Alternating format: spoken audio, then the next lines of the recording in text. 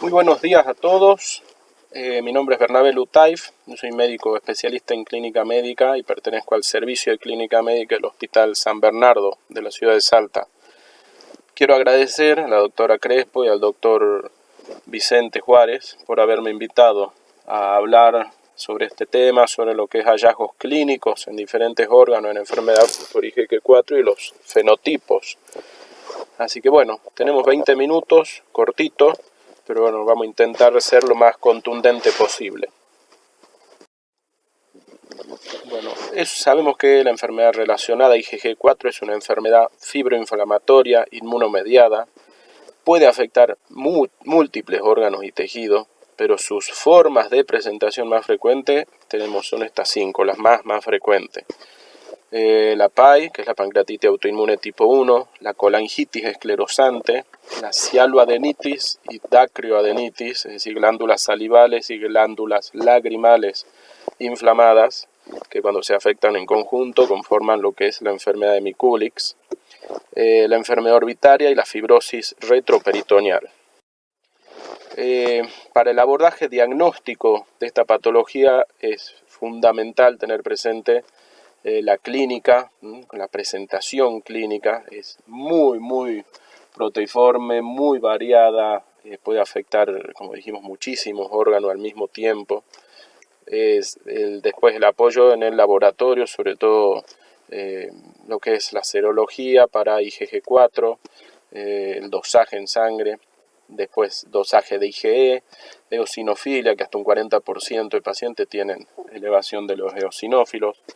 La radiología, que la verdad que también ayuda mucho, lo que es tomografía, resonancia, dependiendo el órgano afectado. También la radiografía de tórax, también una ecografía de abdomen.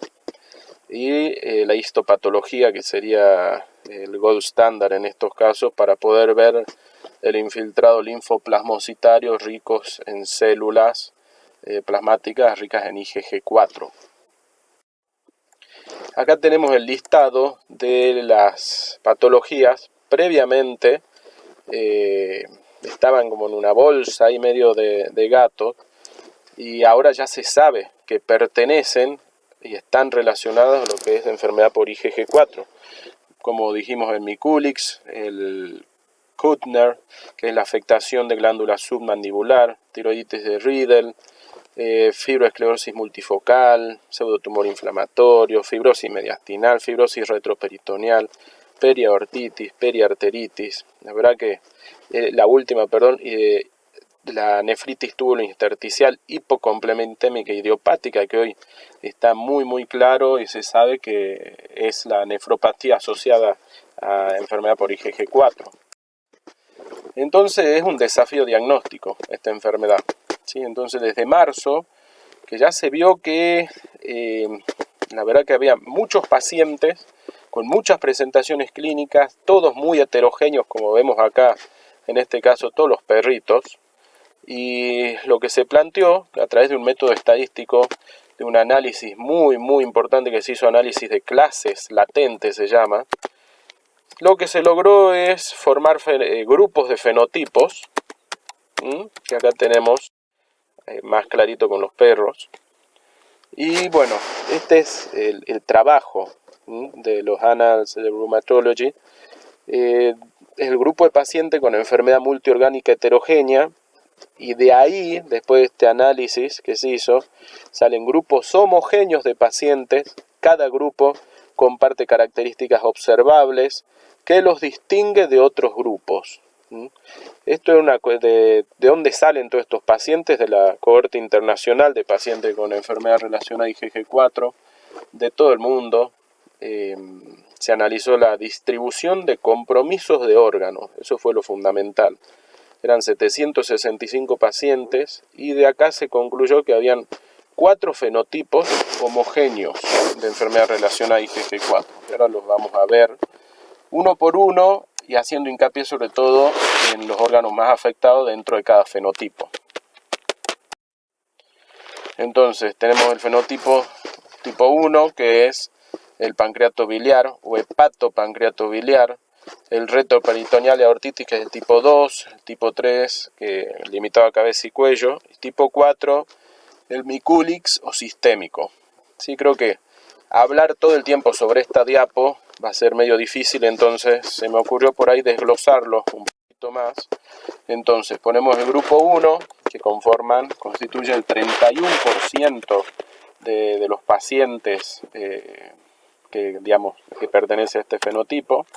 La gran mayoría, por lo que se pudo ver, son varones, raza blanca, gente que, como la enfermedad IgG4 se presenta en la edad media para arriba, gente más grande. Tiene en sangre valores IgG4 elevados, puede tener también IgE elevado. Responden bien al tratamiento, sobre todo a la corticoterapia. Dentro de las complicaciones por la afección de los órganos que dijimos, puede evolucionar a diabetes mellitus, mala absorción debido a la insuficiencia pancreática exócrina, también por la afección del hígado y del árbol biliar. Tenemos las estenosis biliares, colangitis infecciosa, falla hepática. Entonces, hablando de la PAI, que es la pancreatitis autoinmune tipo 1, es el prototipo de enfermedad relacionada a IgG4. Se la llama también pancreatitis esclerosante linfoplasmocítica, ¿sí? Porque por los hallazgos en la anatomía patológica. Es subdiagnosticada claramente, hasta un año se ve en la serie de casos, que se demora hasta que se llega al diagnóstico, que se está dando vuelta, no será esa masa pancreática o esta ictericia obstructiva indolora un cáncer de páncreas. La verdad que es todo un desafío. El diagnóstico diferencial, el número 1, es con el cáncer de páncreas. Y bueno, también presenta elevación de los valores de IgG4. Y bueno, la anatomía patológica es contundente. En la tomografía lo típico es el agrandamiento difuso del páncreas en forma de salchicha con un halo periférico que es edema y un realce tardío en el contraste endovenoso. Ahora en un ratito vemos una imagen. Y otros pacientes se presentan con pancreatitis agudas, recurrentes o crónicas, frecuentemente asociada a diabetes. La PAI también, realmente cuando se presenta, está relacionada a otras enfermedades como colangitis esclerosante, adenopatía, dacrioadenitis, cialoadenitis. Acá tenemos la imagen típica con el páncreas en salchicha, con el halo periférico que es el edema. Después la colangitis esclerosante relacionada a IgG4, que es la manifestación extrapancreática más frecuente de la PAI, tipo 1, más del 70% de los pacientes con PAI coexisten con colangitis y la presentación generalmente es una ictericia con o sin dolor abdominal. Los valores de IgG4 en sangre también están elevados. La biopsia típica, el infiltrado linfoplasmocitario, rico en células plasmáticas IgG4 positivo, y la fibrosis intersticial severa. Tienen buena respuesta a la corticoterapia, igual que la PAI, y esto es lo que distingue sobre todo la colangitis esclerosante primaria de la asociada IgG4. Desafío: distinguir del colangiocarcinoma. La biopsia a través de CEPRE es poco profunda generalmente y poco rédito, así que también es un desafío. Acá tenemos, quería poner una tomografía y una colangioresonancia donde se puede apreciar ahí con la flecha blanca el marcado engrosamiento en el árbol biliar, y en la colangioresonancia se ven las estenosis también en el árbol biliar. En este cuadro están las características distintivas, sobre todo la edad, para distinguir la colangitis esclerosante primaria de la relación a IgG4. IgG4 generalmente gente mayor edad, mayor de 70, 80 años. En el grupo 2 tenemos el retroperitoneal o aortitis, es el 24% de todos los pacientes. También varones, blancos, de mayor edad, con IgG4 puede estar elevado o no, no es lo característico, puede tener eritro y PCR elevada. Es bastante refractaria al tratamiento, porque es una enfermedad fibrosante, y por ahí empiezan a tener dosis acumulativas muy altas de glucocorticoide con los consecuentes daños.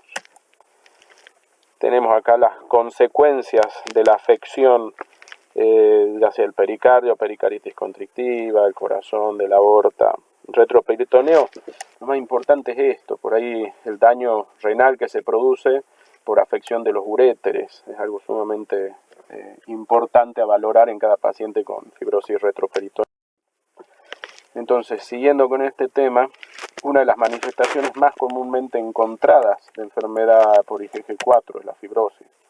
Compromete aorta infrarrenal y simultáneamente puede afectar las arterias ilíacas. Es un tejido inflamatorio crónico, fibrótico, que puede dar, como dijimos, la uropatía obstructiva. Puede presentarse en forma aislada o asociada a patología pancreática, glándulas salivales y adenopatía. También es un desafío diagnóstico porque es todo obviamente cambios fibróticos avanzados. En algunos casos responde a corticoterapia, pero no es lo más habitual. También se describieron casos de mesenteritis esclerosante, mediastinitis esclerosante. Entonces acá tenemos una foto donde se ve claramente la aorta rodeada de tejido fibroesclerosante. Entonces aortitis y periaortitis, tenemos una angioresonancia donde se puede ver el compromiso de la aorta con dilataciones aneurismáticas, inflamatorias. Una de las causas de aortitis no infecciosa, una de las principales, afección de aorta puede ser torácica o abdominal y puede coexistir con la fibrosis. Generalmente son varones entre 60 y 85 años y la edad es entre 65 y 75 años de edad. Manifestaciones clínicas, el dolor abdominal, lo más frecuente, y la lumbalgia. Y por compromiso de los uréteres, ojo con la presentación como insuficiencia renal aguda. Acá está, dentro de todas las variantes de afección de la aorta, de la aortitis por IgG4, la tipo 2B es la más frecuente. Como dijimos, infrarrenal y que puede afectar las ilíacas. El grupo 3, limitado a cabeza y cuello, con un 24% de prevalencia. Esto sí es importante, más frecuente en mujeres. Se vio en este estudio que se hizo, 2019, que era más frecuente en mujeres jóvenes asiáticas, con historia de atopía, rinitis alérgica, asma bronquial. Tiene en sangre elevaciones importantes de IgG4. También es una enfermedad bastante fibrosante y con tratamiento refractario con los corticoides. Acá las consecuencias que puede tener por afección de órbita, la presentación como proptosis, pérdida de la visión, diplopía. Puede haber una afección meningia, que es la meningitis asociada a IgG4, generalmente una paquimeningitis. Afección de la tiroides, de la hipófisis. Entonces vamos a ver por ahí lo más frecuente. Acá, sí, la enfermedad orbitaria relacionada a IgG4. Lo mismo ahora en un rato, un colega también va a hablar de enfermedad orbitaria, así que le vamos a pasar por ahí un poquito más rápido. Pero lo más frecuente es en mujeres entre los 30 y 80, realmente es más mujeres jóvenes, la mayoría con antecedentes de atopía, como habíamos dicho, y las lesiones infiltrantes lo que afectan son los tejidos anexos oculares, glándulas lagrimales, sacos lagrimales, músculos extraoculares, nervios infraorbitarios, senos cavernosos. 62% hay lesiones bilaterales. La principal manifestación, la proptosis más menodiplopía y un edema crónico de ambos párpados es lo más frecuente. Hallazgos histológicos y serológicos similares a los pacientes con cialoadenitis, que ahora en un ratito lo vemos también. Complicaciones, si hay afección en el cono de la órbita de la neuropatía óptica compresiva con disminución de la agudeza visual, no es lo más frecuente. Entonces acá tenemos una paciente con una dacryoadenitis relacionada con IgG4, se ve claramente el edema en palpebral superior, que son las glándulas suprarrenales, las glándulas lagrimales infiltradas. Generalmente es afección bilateral, asincrónico, empieza una y después la otra se puede afectar. Una de las presentaciones es el Zika síndrome. Y se está medio en duda si puede predisponer este tipo de inflamación crónica a linfomas tipo MALT. Acá tenemos la señora, donde se puede ver claramente también el edema en ambos párpados superiores. Y cuando uno pasa ya a la imagen, se ve la afección de ambas glándulas lagrimales. También se ve la afección de los músculos extraoculares y también de los senos etmoidales, senos maxilares. Entonces también otra presentación que puede tener este grupo 3 es la tiroiditis de Rieder. Se conoce que está relacionada a IgG4 hace poco, de 2010.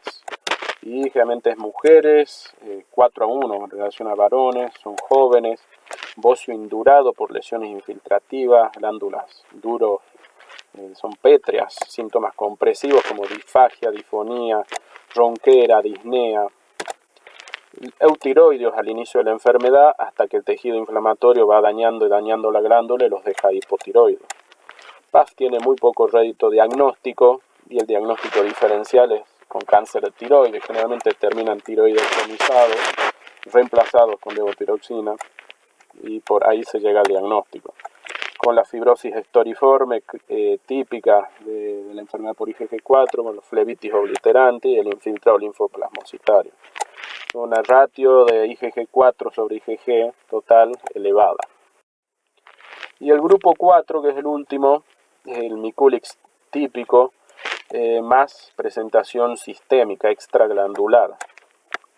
Acá generalmente son varones de mayor edad, es el grupo que tiene mayor concentración de IgG4 en sangre, también IgE.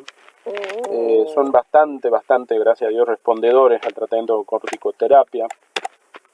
Y de acuerdo al órgano afectado, tenemos acá las consecuencias, formas de presentación. Ahora vamos a hablar sobre todo esto, la enfermedad Miculix asociada a IgG4 desde 1892, hace unos cuantos años ya. Johann Miculix describió esto, la afección concomitante de glándulas lagrimales bilaterales con glándulas salivales mayores, parotidias y salivales mayores también submandibulares. Ese es el Miculix típico y completo, si no hay variantes incompletas. Acá tenemos el tumor de Kuttner o cialoadenitis esclerosante cuando es solo la afección de las glándulas submandibulares. Indoloro, y previamente hay que decirlo que el Miculix y el Kuttner eran considerados subtipos de Sjögren. Y hoy ya se sabe que no es así. Entonces, hablando un poquito de cialoadenitis asociada a enfermedad por IgG4, el 40% de los pacientes con PAI tienen concomitantemente compromiso glándulas lagrimales y salivales. Generalmente la cialoadenitis se presenta previo a la aparición de la PAI. Y la anatomía patológica, el infiltrado típico que se ve positivo para IgG4 con fibrosis estoriforme y flebitis obliterante. Para el diagnóstico diferencial, que me parece muy importante, entre cialoadenitis por IgG4 versus enfermedad o síndrome de Sjögren, tenemos que la presentación clínica, lo que es serostomía, seroftalmia y artritis, es mucho más frecuente en el Sjögren. Antecedentes de atopía, más frecuente enfermedad por IgG4. La aparición concomitante de PAI o nefritis intersticial es más frecuente, mucho más frecuente en IgG4. Después lo que es laboratorio, factor reumatoideo y FAN, más frecuente en el Sjögren. RO y LA, 100% en el Sjögren. Y bueno, la biopsia típica con el infiltrado rico en células IgG4 en la enfermedad por IgG4. Después enfermedad respiratoria asociada a IgG4, pulmonar, pleural. Los patrones de compromiso, sobre todo nodular sólido, broncovascular, alveolo intersticial, opacidades redondeadas en vidrio esmerilado. Y pleural puede ser afección, engrosamiento pleura visceral o parietal. También aparición de adenopatías mediastinales. Asintomático o se puede presentar con dolor torácico, disnea, tos, hemóptisis, dolor pleurítico. Diagnóstico diferencial con sarcoidosis, neumonía, enfermedad intersticial difusa, cáncer de pulmón. Ya tenemos una foto. En la A se pueden ver cómo las cisuras están comprometidas, engrosadas, imágenes nodulares. En el B parecería una neumonía, un infiltrado, una condensación con broncograma aéreo. En la C un vidrio esmerilado sin un reticulado subpleural. Y en el D hay vidrio esmerilado también, pero con panal de abeja. Después la nefropatía asociada a IgG4. La afección renal se ve hasta en el 12-23% de los pacientes con enfermedad renal por IgG4. Lo más típico es ver una nefritis túbulo-intersticial, falla renal, hematuria, piuria, glucosuria, eosinofiluria en el sedimento. Pueden aparecer lesiones nodulares en los riñones como diagnóstico diferencial de un carcinoma de riñón. Varones en edad media lo más frecuente o ancianos. Coexiste generalmente con una cialoadenitis al mismo tiempo, adenopatía, SPAI, dacrioadenitis. En el laboratorio, obviamente como dijimos, el sedimento, y tiende a tener valores de C3 y C4 muy bajos, diagnóstico diferencial, con lupus, crioglobulinemia, y también acordarse de la nefropatía membranosa asociada a IgG4. Es una forma de presentación bastante más infrecuente, pero ojo que puede coexistir con la nefritis túbulo-intersticial. Acá tenemos un corte donde se ve el glomérulo, todos los túbulos, con un infiltrado linfoplasmocitario muy marcado. Generalmente tiene muy buena respuesta a corticoterapia. Otros órganos comprometidos, mastitis, pseudotumor inflamatorio de mama, como dijimos la paquimeningitis, pericarditis, enfermedad de ovario asociada a IgG4, prostatitis, hepatopatía asociada a IgG4, pseudolinfoma cutáneo. Y acá tenemos todos los diagnósticos diferenciales. La verdad que son muchos, porque es una enfermedad que simula constantemente o un cáncer, o una enfermedad inflamatoria, o una enfermedad infecciosa. Entonces acá tenemos todas las vasculitis, cáncer. Es interesante todo el listado que tenemos acá. Bueno, ya para ir concluyendo un poco con esta charla, sí decir que es la enfermedad relacionada a IgG4, es una enfermedad multiorgánica, con manifestaciones sumamente heterogéneas, es la gran simuladora, como habíamos dicho, de enfermedades inflamatorias, infecciosas y neoplásicas. Es un gran desafío diagnóstico y sobre todo el desafío es considerarla y reconocerla en forma temprana en todos los pacientes con lesiones inflamatorias o tumefactas. Los fenotipos sobre todo sirven como marco para identificar la enfermedad relacionada a IgG4, estudiar su etiología, factores de riesgo y tratamiento óptimo.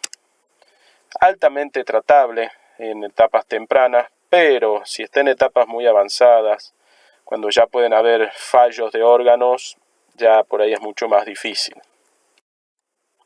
Acá tenemos la bibliografía y bueno, muchísimas gracias por su atención.